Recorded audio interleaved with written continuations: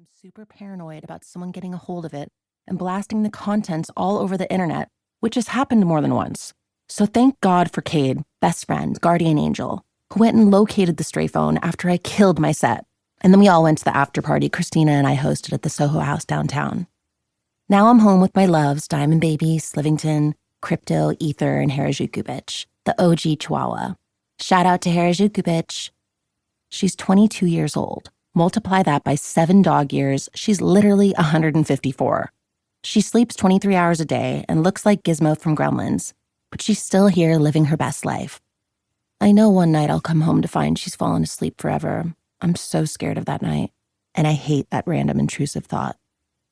Intrusive thoughts are my nemesis, cutting through my joy even when I've been part of an epic event with people who lift me higher than high, and my husband is up in bed waiting patiently for me to take my bath and do my skincare routine, which he knows I never shortcut. From the time my sister and I were little girls, our mom instilled in us the value of skincare. I always feel her with me in this soothing ritual. Skincare, if you're doing it right, means claiming a moment of tenderness in an abrasive world. You remove the mask, your brave face, your funny face, your enforcer face, your hard candy coating, and you see yourself cleansed and replenished. And it's like, okay, I'm good. You feel everything so keenly when you've washed your face, like a newborn feels that first sting of fresh air. Kim Kardashian and I were making frittata and French toast coated with frosted flakes for breakfast one morning, and she said, I don't know anyone who parties as hard as you do and looks as good as you do. Skincare, seriously. If you take nothing else from my story, receive this. Skincare is sacred.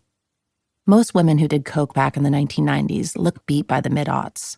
That was a strong deterrent for me. I won't say I never tried it, but I wasn't about to sacrifice my complexion for it. Same with cigarettes. You may as well hit yourself in the face with a shovel. These days, my only bad habit is spray tanning. My sister Nikki can't stand it, but I'm kind of addicted. Otherwise, Carter and I are big on wellness and skincare. We always say, forever's not long enough.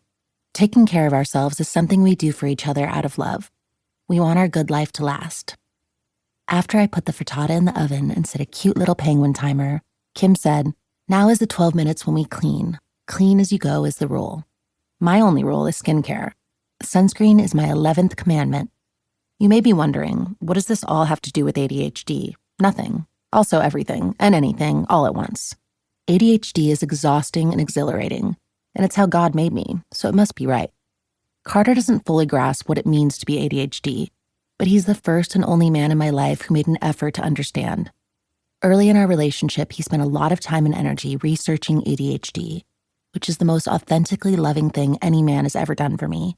Most people sigh, drum their fingers, and let me know how insanely frustrating it is to be sucked into this endless spin cycle of my life. Carter rolls with it. Where most people see a dumpster fire, Carter sees Burning Man. He gets frustrated for sure, but he's not trying to deprogram me. Carter is a venture capitalist. M13, the company he founded with his brother Courtney, is known for engaging with unicorns, startups valued at more than $1 billion, like Rothy's, Ring, and Daily Harvest. Carter is a unicorn whisperer. He's sentimental and forward-thinking, and he likes to be the boss. But he has a light touch.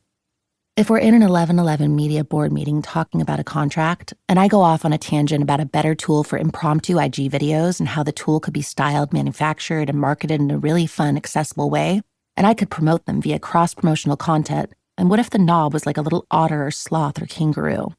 Carter leans to whisper in my ear, babe. Not in a mean way, just to bring me back to center. A while back, I was featured in The Disruptors, a documentary about extraordinary people with ADHD, including will.i.am, Jillian Michaels, Justin Timberlake, the founders of JetBlue and IKEA, Steve Madden, Simone Biles, Adam Levine, Terry Bradshaw, astronaut Scott Kelly, Channing Tatum, the list goes on and on. The Disruptors also features Dr. Hollowell and other psychologists and neurologists who've advanced the science of ADHD. The message of the film really flies in the face of the misconceptions and stigma. The structure and function of the ADHD brain are a throwback to a time when you had to be a badass to survive, find food, and procreate. Visual cue.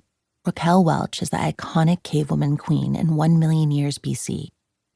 The frontal lobe, home of impulse control, concentration, and inhibition, is smaller, because the primitive badass had to react on instinct without fear. To keep listening to this audiobook for free, click the link in the description.